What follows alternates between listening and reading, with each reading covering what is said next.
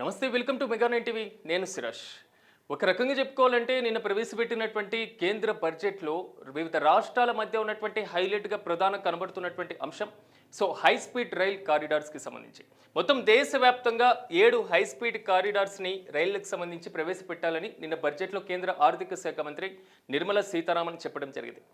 ఈ high speed corridors ప్రధానంగా ఏ రాష్ట్రాలు గుండా వెళ్తున్నాయి, తెలుగు రాష్ట్రాలకి ఇవి ఎందుకు ప్రత్యేకంగా నిలవబోతున్నాయి, తెలుగు రాష్ట్రాలు వీటికి సంబంధించి ఎక్కడ ప్రధానంగా రైల్వే స్టేషన్స్గా ఉండేటువంటి అవకాశాలు కనబడుతున్నాయి.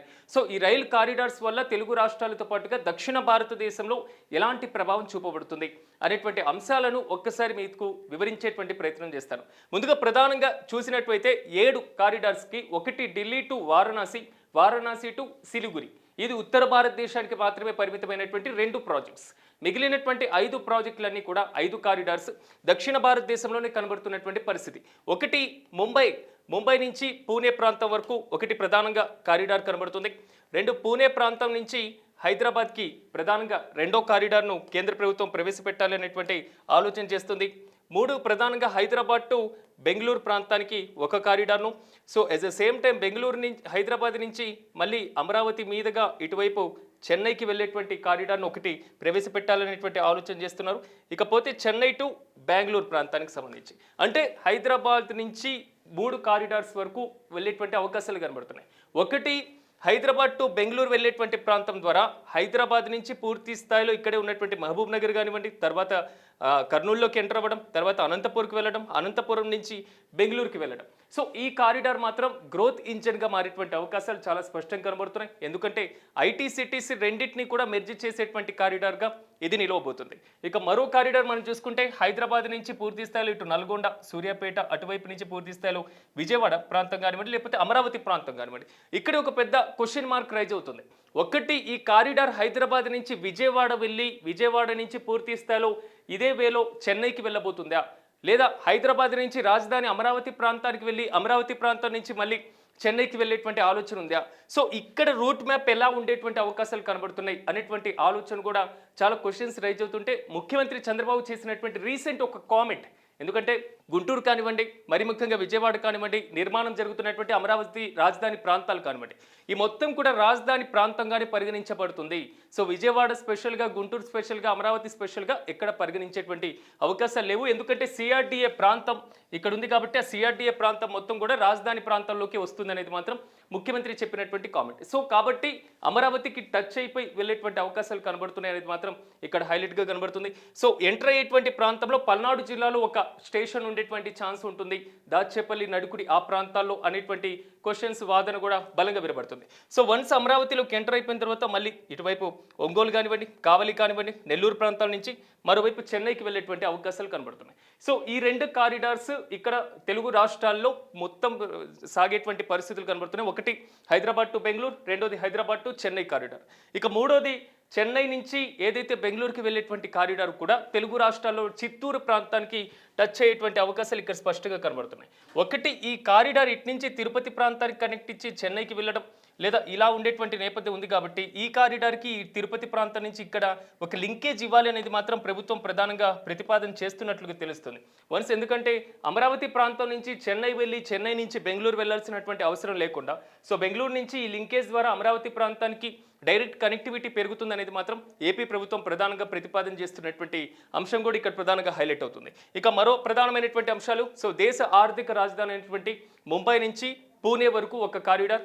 పూణే నుంచి మరోవైపు తెలంగాణలోని హైదరాబాద్ ప్రాంతానికి ఇక్కడ జహీరాబాద్ దగ్గర ఒక స్టేషన్ వచ్చేటువంటి అవకాశాలు ఉన్నట్లుగా స్పష్టంగా అర్థమవుతుంది. అంటే ఒక రకంగా చెప్పాలంటే పారిశ్రామికంగా అభివృద్ధి చెందినటువంటి ప్రాంతం కాబట్టి తెలంగాణలోకి ఎంటర్ అయిన తర్వాత హైదరాబాద్ ప్రాంతానికే డైరెక్ట్ కాకుండా మధ్యలో ఒక స్టేషన్ కూడా ఉండేటువంటి అవకాశాలు అయితే చాలా స్పష్టంగా కనబడుతున్నాయి. ఇక ఉత్తర భారతదేశంలో ఢిల్లీ నుంచి వారణాసి నుంచి సిలిగురి ప్రాంతాలకు సంబంధించి ఒక కారిడార్ ఉండబోతుంది. మొత్తం మీద ఈ 7 రైల్వే కారిడార్స్కి సంబంధించినటువంటి ప్రధానమైనటువంటి ఒక్క అంశాలు మనం పరిశీలిస్తే ఇవి నిజంగా దేశానికి ఒక గ్రోత్ ఇంజన్లా మారబోతున్నాయి. ఎందుకంటే నార్మల్గా ఇప్పుడు నడుస్తున్నటువంటి వందే భారత్ ట్రైన్స్ ఎంత స్పీడ్గా వెళ్తూ ఉంటాయి, అమృత్ భారత్ ట్రైన్స్ ఏ విధంగా కొత్తగా ప్రవేశపెట్టడం జరిగింది, సాధారణంగా సూపర్ ఫాస్ట్ ఎక్స్ప్రెస్లు ఏ విధంగా వెళ్తూ ఉన్నాయి, ఇదే ట్రాక్ మీద ఈ రైలు వెళ్ళేటువంటి అవకాశాలు కనబడట్లేదు.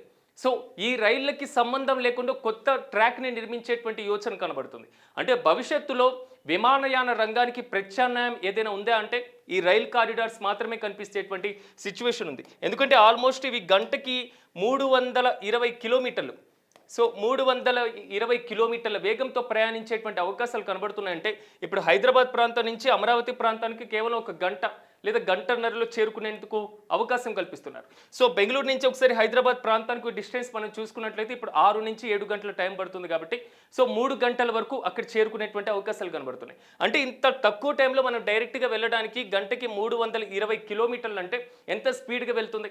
సో ఒక ఫ్లైట్కి ప్రత్యామ్నాయంగా మాత్రమే ఈ రైల్ కారిడార్స్ ఉండేటువంటి అవకాశాలు కనబడుతున్నాయి. ఎందుకంటే ఇప్పటికే చెన్నై దీనికి సంబంధించి కూడా పూర్తి స్థాయిలో మెట్రో నగరాలకి కనెక్టివిటీ పెంచేటువంటి యోచనలో కూడా కేంద్రం ఉంది కాబట్టి సో వీటిని పరిగణలోకి తీసుకుంటే మాత్రం ఇవి నిజంగా కార్యరూపం దాలుస్తే మాత్రం ఒక భారీగా గ్రోత్ ఇంజన్గా దక్షిణాది రాష్ట్రాలు డెవలప్ అవ్వడానికి అవకాశం ఏర్పడుతుంది.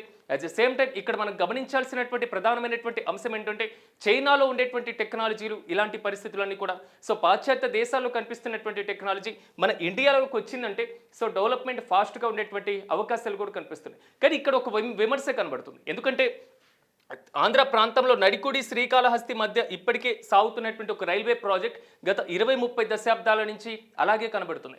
కోనసీమ రైల్ ప్రాజెక్ట్ అలాగే కనబడుతుంది. ఏదైతే తెలంగాణలో ఉన్నటువంటి మనుగూరు ప్రాజెక్ట్కి సంబంధించిన రైల్వే ప్రాజెక్ట్స్ అలాగే పెండింగ్లో ఉన్నటువంటి పరిస్థితి. అంటే ఇన్ని భారీ స్థాయిలో పెండింగ్ రైల్వే ప్రాజెక్టులు పెట్టుకొని ఇంత భారీ బడ్జెట్తో రూపకల్పన చేసేటువంటి ఈ ప్రాజెక్టులు ఎప్పుడు పట్టాల మీదకి వస్తాయి, ఎప్పుడు ప్రజలకు అందుబాటులోకి వస్తాయి అనేది ఒక పెద్ద క్వశ్చన్ మార్క్ రైజ్ అవుతుంది. సో ఈ క్వశ్చన్ మార్క్ ఆన్సర్ అంటే మాత్రం చాలా క్లిష్టంగా మారుతుంది. ఇది రావడానికి ఇంకా చాలా సమయం పట్టేటువంటి అవకాశాలు కనబడుతున్నాయి. ప్రభుత్వం మాత్రమే ఈ రూట్లలో ప్రధానంగా మ్యాప్ను ప్రకటించినటువంటి నేపథ్యంలో సో ఇక్కడ 7 కారిడార్స్కి సంబంధించి దేశవ్యాప్తంగా అనౌన్స్ చేసినటువంటి నేపథ్యంలో సో ముందు వీటి సర్వే జరగాల్సినటువంటి పరిస్థితి ఉంటుంది. ఇప్పటివరకు నేను చెప్పినటువంటి ఏదైతే రైల్వే స్టేషన్ల ప్రాసెస్ ఉందో సో ఇవి కొంతవరకు మార్పులు జరిగేటువంటి అవకాశాలు కూడా చాలా స్పష్టంగా కనబడుతున్నాయి. ఎందుకంటే పూర్తి స్థాయిలో డీటెయిల్డ్ ప్రాజెక్ట్ రిపోర్ట్ అంటే డిపిఆర్ వచ్చిన తర్వాత వీటికి సంబంధించి పూర్తి స్థాయిలో సమ్ చేంజెస్ కూడా ఉండేటువంటి అవకాశాలు కనబడుతున్నాయి. వన్స్ ఈ మొత్తం నిర్మాణం చేపట్టాలంటే ఒక భారీ ప్రాజెక్టుగా అంటే ఒక రకంగా చెప్పుకోవాలంటే ఒక భారీ బడ్జెట్తో మాత్రమే ఇవి పూర్తి స్థాయిలో కార్యరూపం దాల్చేందుకు అవకాశం ఉంటుంది. కాబట్టి ఈ రూట్లలో మాత్రం ఖచ్చితంగా 7 ప్రాజెక్టులలో 5 ప్రాజెక్టులు ఒక దక్షిణ భారతదేశంలో ఉన్నటువంటి రాష్ట్రాల గుండా మాత్రమే వెళ్ళబోతున్నాయి. సో వీటిని కనుక నిజంగా కార్యరూపం దాలిస్తే మాత్రం తెలుగు రాష్ట్రాల్లో ఒక భారీ స్థాయిలోనే మార్పులు వచ్చేటువంటి అవకాశాలు కనిపిస్తున్నాయి. పారిశ్రామికంగా కారిడార్స్తో పాటుగా కేవలం జాబ్ చేసుకునే వాళ్ళు డైలీ సర్వీస్ హైదరాబాద్ నుంచి బెంగళూరు వెళ్ళినా ఆశ్చర్యపోవాల్సినటువంటి అవసరం లేదు. సో తెలుగు రాష్ట్రాల మధ్య డైలీ వాణిజ్యపరమైనటువంటివి మరి ముఖ్యంగా వ్యాపారస్తులు మరి ముఖ్యంగా ఉద్యోగస్తులు కూడా తిరుగుతూ ఉండేటువంటి పరిస్థితులు కూడా భవిష్యత్తులో మనం చూడబోతున్నాం. కాబట్టి నిజంగా వీటిని కార్యరూపం దాల్చాలనేది మాత్రం ప్రధానంగా వినిపిస్తున్నటువంటి వాదన. సో భారీ ప్రాజెక్టులు కాబట్టి వీటికి అత్యధికంగా నిధులు కూడా అవసరం ఉంటాయి కాబట్టి సో నిధుల సమీకరణతో పాటుగా రాష్ట్రాల దగ్గరే భూ సమీకరణకి సంబంధించి లేదా భూ సేకరణకు సంబంధించినటువంటి అంశాల యొక్క వ్యయాన్ని కూడా రాష్ట్రాల మీద ఇచ్చేటువంటి అవకాశాలు కూడా ఉండేటువంటి ఛాన్సెస్ కూడా కనబడుతున్నాయి. మరి మొత్తం మీద బడ్జెట్లో ప్రవేశపెట్టినటువంటి ఈ 7 కారిడార్స్ మాత్రం ఒక అద్భుతమైనటువంటి ప్రాజెక్టులుగా భవిష్యత్తులో నిలవబోతున్నాయి.